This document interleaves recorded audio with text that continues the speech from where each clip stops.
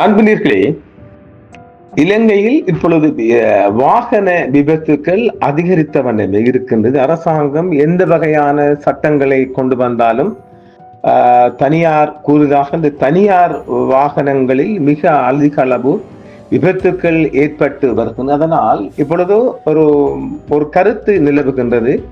இலங்கையில் வாகன ஓட்டிகள் பெருமளவு போதை வஸ்து பயன்படுத்துகின்றார்கள் என்றுதான் அது ஒரு அறிக்கையை சொல்லுகின்றது. அது ஒரு உளவு அறிக்கையாகவும் பார்க்கப்படுகின்றது. பெருமளவு வாகன ஓட்டுநர்கள், கண்டக்டர்கள், இப்படி இந்த டிக்கெட் கிளிப்பாங்கல்ல, அவங்க எல்லோருமே அது ஓரளவு சாத்தியம்தான், இல்லைன்னு சொல்ல மாட்டோம்.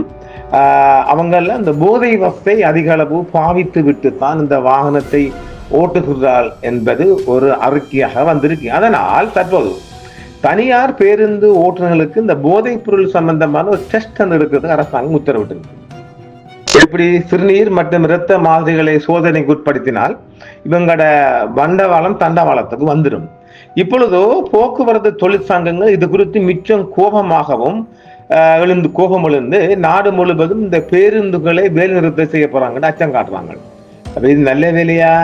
இப்போ பூனை வெளியே வந்துட்டு அரசாங்கம் சொல்லுது, நாங்கள் போதை வஸ்து குறித்தானே டெஸ்ட் எடுக்க போறோம் ஒவ்வொரு டிரைவருக்கும். ஏனெனில் இந்த மாதிரி டெஸ்ட் எடுத்துட்டு அவங்களோட லைசன்ஸை ரத்து செய்ய போறாங்க.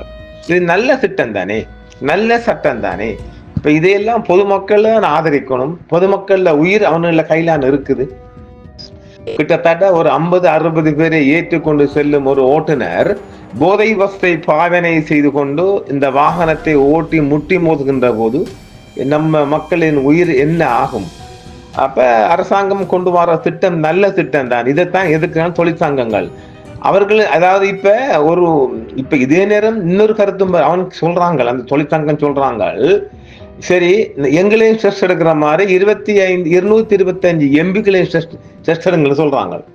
அப்ப அங்கேயும் மாற்றம் இல்லை. அப்ப ஆக ஒட்டுமொத்தமாக எல்லா மட்டத்திலும் சகல மட்டத்திலும் இந்த போதை வஸ்து பாவனைக்கு வந்திருக்கின்றதை உறுதிப்படுத்தப்படுகிறது. குறிப்பாக நாடாளுமன்றத்தில் 225 எம்பிக்களுக்கும் போதைப் பொருள் சோதனைகளை நடத்துவது மிகவும் சரியான நேரத்தில் செய்ய வேண்டிய ஒரு சவால் என்றும் இந்த தொழிற்சங்கவாதிகள கருத்தாக வருது. இப்ப எல்லோருமே இப்ப இந்தியாவில் எடுத்துக்கொண்டா நடிகைமாறு மிக அதிகமாக பார்க்கிறாங்க. அப்ப இந்த பணம் படைத்த அதிகமானவர்களின் கைகளில் இந்த போதை வஸ்து பாவனைக்கு வந்து விட்டது. அத நம்ம தடுக்கையில் அளவுக்கு வந்துட்டாண்டால் பஸ் டிக்கெட் வாங்கும் நடத்தினர் போதைப் பொருள் சோதனைக்கு உட்படுத்தப்பட்டால் முழு பொது நிதியை நிர்வகிக்கும் 225 எம்பிக்கள் மீதும் இதை செய்தால் என்ன என்ற கேள்வி வந்திருக்குது. இதே நேரம் இதை இப்போ ஒரு அரசாங்கத்தில் நாம தனியார் பேருந்து ஓட்டுநருக்கு மாத்திரம் இது இல்லாமல் இவங்களுக்கும் வர வேண்டும் என்றால் நீதிமன்றத்தில் இதை எடுத்து சென்றால் அரசியலமைப்பட 12 மீறுகிற செயலாகவும் பார்க்கலாம். கான்ஸ்டிடியூஷனல் செக்ஷன் 4 வந்துச்சுன்னா சிக்கப்படும். இதே நேரத்தில் இன்னொரு தகவல் கசிந்திருக்குது. கிட்டத்தட்ட 2000 ஆண்டு முன்னாடியே படைகளின் பல மட்ட போசஸ்ல கையிலையும் இது இன்னைக்கு வந்திருக்கான். இது எங்க போய் சொல்ல போறோம்? இது மிகவும் மோசமான ஒரு நிலைமைக்கு இந்த நாட்டுக்குள்ள இந்த நிலைமை வந்திருக்கு. அதாவது போதை வஸ்து என்பது எல்லா மட்டங்கள்ல கையிலையும் கிடைச்சி யூஸ் பண்றாங்கன்னு தான் சொல்லப்படுது. அதுல மிக அதிகமாக நம்ம இங்க சொல்ல முடியாம இருக்குது. இலங்கையில் இருக்கிற 4 படைகளிலையும் பெருமளவு ஓரளவு நடுத்தர மட்டங்களில் யூஸ் பண்ணப்படுது. ஏன்னா சும்மா தானே படுக்க போறாங்க. இப்ப போலீஸ்கார இன்னும் 24 மணி டியூட்டி, அவங்க டியூட்டி ஓஃப் பண்ணி பாவிச்சாலும் மற்ற படைகள்லாம் சும்மா கைமுக்குள்ள படுக்கிறது தானே, அதை அடிச்சுட்டு படுக்குறேன். இப்படித்தான் இது நிலைமை மிச்சம் மோசமா போய் கொண்டிருக்கு. நாட்டுற நிலவரம் இப்படித்தான் இருக்குது. அதாவது போதை வஸ்து குறித்தான ஒரு நிலைமை இந்த மாதிரி தான் போய் கொண்டிருக்குது. யாரையும் கட்டுப்படுத்த முடியாத அளவுக்கு எதிர்ப்பு கிளம்புது. அரசாங்கம் சில நல்ல திட்டங்களை கொண்டு வந்தால் அதற்கான ஒரு எதிர்ப்பொண்டு பயங்கரமா கிளம்புதுன்னு சொல்லலாம். அந்த எதிர்ப்பு வந்தால் அங்க சமாளிக்கலன்னு சொல்றாங்க. இப்ப அரசாங்கம் இந்த போதை வஸ்து பாதிக்கிறவங்க இல்லையா இருக்காண்டு அவங்க ரத்த மாதிரி யூரினையும் டெஸ்ட் பண்ணுவாங்க. அது அநேகமாக அரசாங்க தரப்பு பிரைவேட்ல போகாம இந்த லைசன்ஸ் இஷ்யூ வழங்குற இடங்கள் அங்கேயும் 11 வச்சா கையில போச்சு. அந்த இடங்கள்ல இவங்க ஒரு டெஸ்ட் பண்ணாங்கன்னா காட்டி கொடுத்துரும். அப்ப லைசன்ஸ் ரத்து செய்யப்படுறாங்க. பொழப்பு கிளியுமா இல்லையா? அதனால தொழிற்சங்கம் இதை புள்ள எதுக்குறாங்களாம். இப்ப அரசாங்கம் இதை செய்யணும், இந்த ஸ்ட்ரெஸ் ரிப்போர்ட் எடுக்கணும் என்ற உறுதியா நிற்பார்களானால் தொழிற்சங்கங்கள் நாடு முழுவதும் ஸ்ட்ரைக் பண்ண போறாங்க. போக்குவரத்து சம்பிதம் அடையும். இது எப்படி இருக்கு? அப்ப அரசாங்கம் கொண்டு வருகின்ற ஒரு நல்ல திட்டத்துக்கு எதிர்ப்பாக இந்த மாதிரி கேனப்பயல்கள் கிளம்பினா அரசாங்கம் என்ன செய்ய முடியும்? இது ஒரு நல்ல திட்டம். அவங்கள காலையிலேயோ மாலையிலேயோ அவங்க குறிப்பிட்ட நேரத்துக்குள்ள போய் அந்த டெஸ்ட் ரத்த மாதிரியும் யூரினும் கொடுப்பாங்கன்னா அதுல காட்டி கொடுத்துருப்பாங்க போதை வஸ்து பாவிக்கிறது. எப்படியும் காட்டு அதுதானே பயப்படுறாங்க. உங்களுக்கு மடியில கனம் என்றால் வழியில் பயம் இல்லை. இப்ப உங்களுக்கு பயம் இருக்குல்ல, ஏன் பயப்படுறீங்க? உடுங்களை டெஸ்ட் எடுக்கட்டும் பார்க்கட்டும் என்றால் விட மாட்டாங்க. அப்ப ஆக இந்த மட்டம் இல்லை, இந்த மட்டம் மாத்திரமல்ல, சனியும் ஞாயிறும் அரசாங்கத்தில் ஒரு அறிக்கை வெளியா இருக்குது.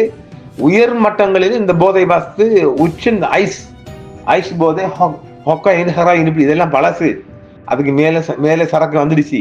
அப்படி ஏகப்பட்ட உயர் மட்டங்களிலும் இந்த போதை வஸ்து பாவனை தலை தூக்கி உள்ளதாகத்தான் அந்த தகவல் தெரிவிக்கின்றது. இது எதிர்ப்பும் கிளம்பு இருக்குது.